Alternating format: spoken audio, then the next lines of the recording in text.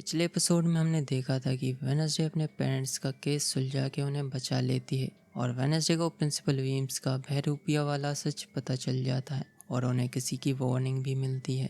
अब हम देखते हैं वेनसडे गुडी एडम्स से साइकिक विजन के थ्रू संपर्क बनाने की कोशिश करती है। वेनसडे की नाकाम कोशिश। इनेट को भी ये बात पता चलता है और तभी वहाँ गेट के नीचे से एक लेटर आता है। उसमें लिखा था, और अपने सवालों के जवाब चाहिए तो आधी रात में क्रैकस्टोन की गुफा पर मिलो। वेनसडे समय पर वहाँ पहुँच जाती है। इनेट भी उसके साथ जाती है अपनी इच्छा से। अंदर सन्नाटा छाया हुआ था। इनेट अचानक गायब हो जाती है और फिर क्या हुआ? सरप्राइज! वेनसडे का आज जन्मदिन है। थिंग और इनेट ने अपने दोस्तों के साथ मिलकर ये प्लान किया था। वेनसडे के पेरेंट्स भी बचपन में उसके हर जन्मदिन को यादगार बनाते थे। अद्भुत पार्टीज, अद्भुत केक, अद्भुत पार्टी गेम्स। वेनसडे को जन्मदिन से अब चिढ़ होती है। वो जिस काम के लिए यहाँ आई थी वो एक झूठ था, बट ये झूठ भी उसे अपने सवालों के जवाब के और करीब ले जा रहा था।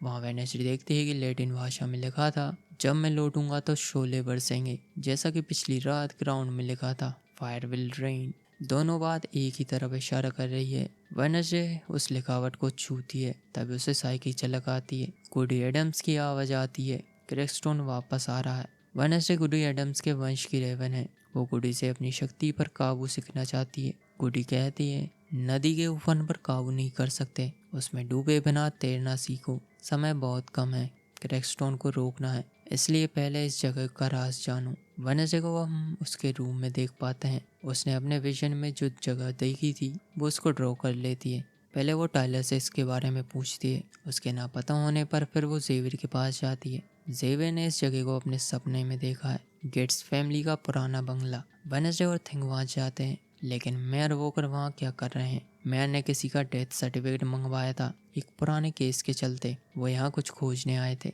मेयर फोन पर शेरिफ गिल्विन से किसी मुजरिम की बात करते हैं। वेनसडे इस दौरान उनकी कार की डिक्की में बैठ जाती है उनका पीछा करने के लिए। मेयर शेरिफ से मिलने आते हैं। जैसे ही वो अपनी गाड़ी से बाहर निकलते हैं, एक कार उन्हें ठोक कर चली जाती है, जिसके बाद उन्हें हॉस्पिटलाइज कर दिया जाता है। यहाँ शेरिफ वेनसडे का बयान लेते हैं, वो गाड़ी में क्या कर रही थी। वेनसडे को लगता है मेयर को कुछ पता चला होगा जिसे वो शेरिफ गिल्विन को बताना चाहते थे। अब वेनसडे को पक्का हो गया कि ये गेट्स फैमिली से जुड़ा था, इसलिए किसी ने उनका एक्सीडेंट करवाया। वेनसडे की इस एक और शिकायत के बाद प्रिंसिपल वीम्स स्कूल को लॉकडाउन में डाल देती है और वेनसडे को अब कैंपस से बाहर जाने की इजाज़त भी नहीं दी जाएगी। मिस थॉर्नहिल वेनसडे को सहानुभूति देने और समझाने आती है। वेनसडे टाइलर को कॉल करती है और कहती है, मुझे तुम्हारा ऑफर मंजूर है, बिना बर्थडे वाला डिनर। मुझे आज रात 8 बजे नेवर मोड़ के गेट पर मिलो और कार की लाइट बंद रखना। 8 बजने वाले थे। वेनसडे इनेट को भी अपनी बातों में उलझा के अपने साथ चलने को मना लेती है। टाइलर आ चुका था। उसे लगा था कि सिर्फ वो दोनों साथ जाने वाले हैं। वेनसडे कहती है प्लान थोड़ा बदल गया है और फिर वो तीनों गेट्स फैमिली के बंगले पर पहुंच जाते हैं। यहाँ जेवियर वेनसडे से उसके रूम में मिलने आता है। थिंग से उसे पता चलता है कि वेनसडे कहाँ गई है। वेनसडे का प्लान गेट्स फैमिली के बंगले पर जाना था। टाइलर और इनेट इस सब के लिए नहीं आए थे। फिर वो तीनों वहाँ की खोजबीन करने लगते हैं। उन्हें वो गाड़ी भी दिखती है जिससे मेयर का एक्सीडेंट किया गया था। फिर वो तीनों अलग होकर छानबीन करने लगते हैं जिससे कि जल्दी हो सके। गेट्स परिवार में कुल 4 लोग थे।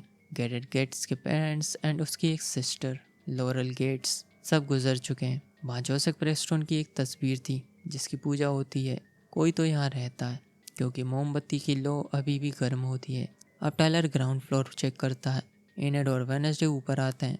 इनेट की तो जान निकली जा रही थी। उन्हें लॉरेल गेट्स का रूम मिलता है। सब कुछ अच्छे से साफ सुथरा और जमा हुआ था जैसे यहाँ कोई रहता है, लेकिन लॉरेल गेट्स तो 25 साल पहले मर चुकी है। तभी कुछ आवाज़ आती है।